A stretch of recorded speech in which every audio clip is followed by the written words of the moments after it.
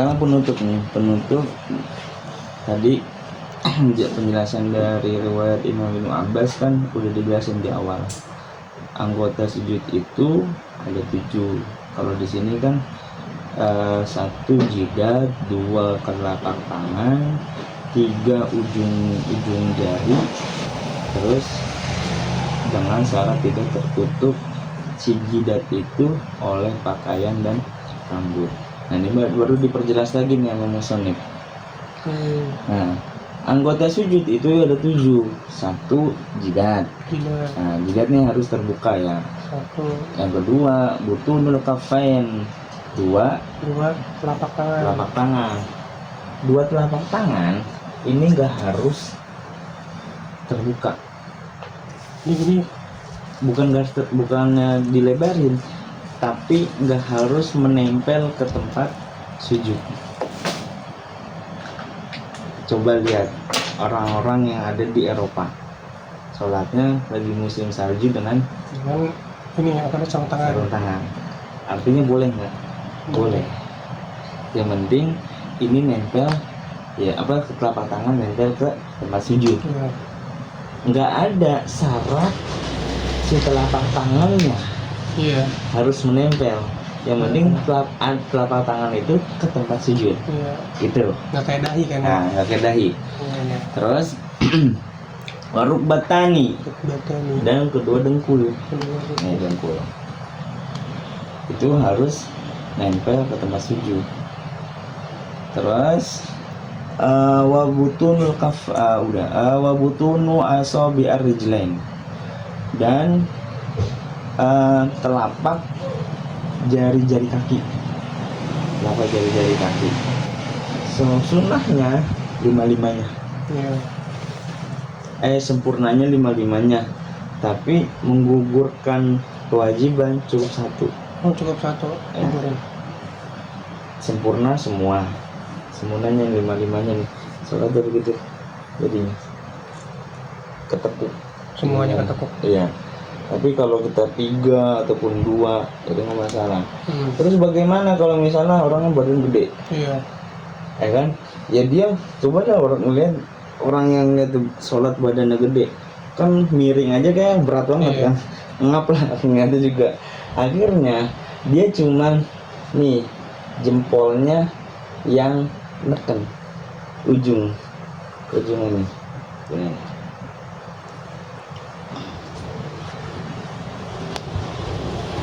Jadi bisa gitu. Iya. Nah kan, ini gimana sih nggak? Udah gugur kan?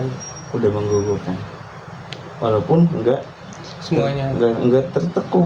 Jadi cuma nempel ya. Gitu tuh. Cuman kan karena keadaan dia yang tidak memungkinkan. Ujur gitu ya. Nah, ujur itu.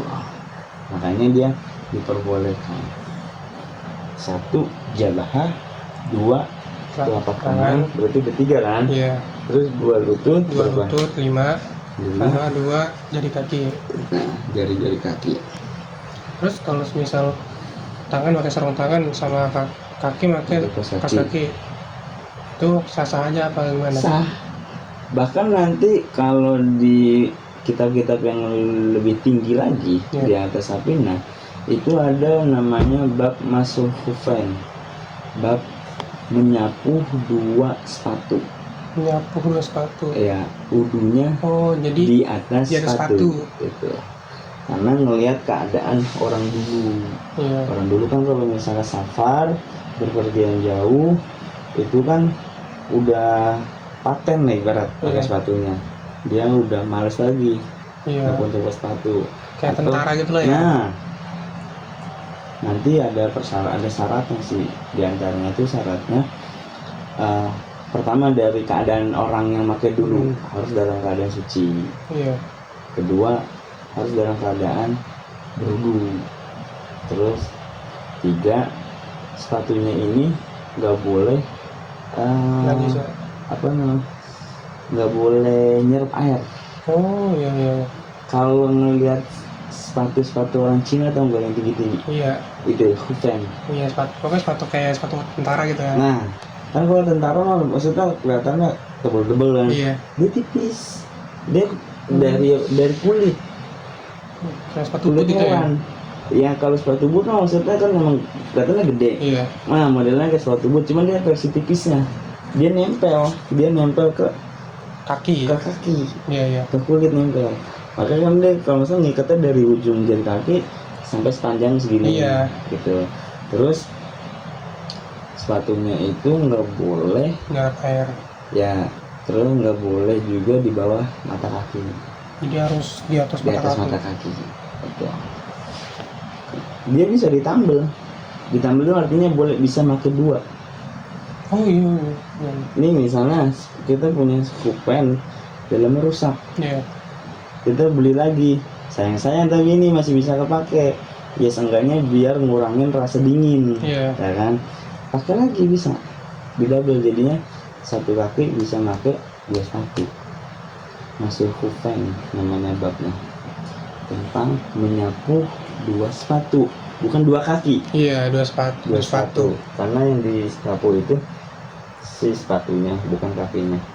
Sama ini ya. Ini kan sama saya kalau sujud ya, itu cuma 4 jari. Nggak masalah, Soalnya ini jari kelingking itu rada kecil. pendek ya, turunan dari pendek. bapak. Nggak masalah itu mah, nggak masalah. Yang penting udah menggugurkan. Iya. Itu udah menggugurkan. Berarti kalau tahiyat akhir juga sama. Tahiyat awal, tahiyat akhir itu sama. Bahkan di sujud. Ini kan lagi bahas sujud. Iya. Lagi bahas sujud, kakinya tuh jangan begini, berdiri. Iya. Nah, harus ditekan kakinya. Walaupun nggak menempel semua jari-jari kakinya. Kan yang bagus memang menempel semua. Iya. Ya kan? Nih jari kaki nempel. Kalau ditekan doang boleh? Ya boleh. Gitu kalau ditekan doang. Tapi lebih bagus, lebih sempurna itu menempel gitu. Harus menempel. Nah, tuh selesai pembahasan tentang rukun atau syarat-syarat sujud dan anggota-anggotanya. Besok tuh baru tasydid, tasyahud, akhir ya, ini bukan awal, karena awal itu sunnah, Iya, wajib. Nah, Allah malam.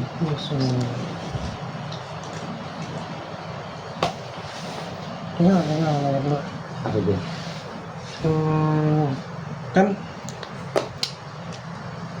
Kan sujud ya. Kenapa sih kalau sujud palanya tuh di bawah gitu kan, pantatnya di atas gitu? Ya terus? Iya, kayak penasaran aja kenapa kayak sujudnya begitu. Ibarat kayak filosofinya gini, pala itu ibarat kehormatan kita. Iya, kekuatan gitu ya. Ya kan, kita diisengin sama teman, dicowel atau dikeplak, disenggol, ya di segala macam badan kita masih oke, masih normal. Tapi kalau misalnya pala ditowel doang, ya kan, itu udah kesel. Iya. Kenapa? Karena tanda kehormatan itu adanya di pala. Kalau kehormatan kita udah diinjak-injak berarti kita orang hina. Iya. Ya kan? Iya, Gitu. Akhirnya ya mungkin ya hikmahnya kenapa sih Allah itu menyuruh ketika kita menyembah Allah itu harus meletakkan tempat yang kita anggap itu paling terhormat adanya di tempat yang paling rendah, adanya di tempat yang paling hina. Tapi justru tempat yang hina adanya di atas. Iya, kotoran ya. Kotoran, tempat buang kotoran kita adanya di atas. Ya, tempat yang kita anggap paling terhormat adanya di bawah. Iya. Makanya segala sesuatu yang menempel kepada yang terhormat ataupun yang istimewa, dia bakal istimewa. Peci, Iya. harganya paling mahal berapa sih? Iya. Ya kan, paling mahal banget ya, misalnya ada tuh peci Malaysia sekitaran 300-400, harga paling mahal. Nah, ataupun yang sering kita pakai misalnya cuma 70.000, 50.000, 30.000, ya kan. Tapi sepatu, kita beli sepatu, iya, harganya bisa jutaan, bisa miliaran kan sepatu. tapi dia injek Sesuatu yang hina, ya kan, walaupun dia menempel dengan yang bagus tetap terbawa dengan yang hina. Tapi sebaliknya, sesuatu yang terhormat walaupun itu murahan, ya kan, dia ikut jadi yang terhormat. Itu filosofinya begitu. Filosofinya ya karena kita nganggap pala itu udah paling tempat yang terhormat. Nggak bisa pala kita mau dibecandain gimana, kalau masih badan masih oke. Tapi kalau udah pala udah nggak bisa, udah nggak ada kata maaf.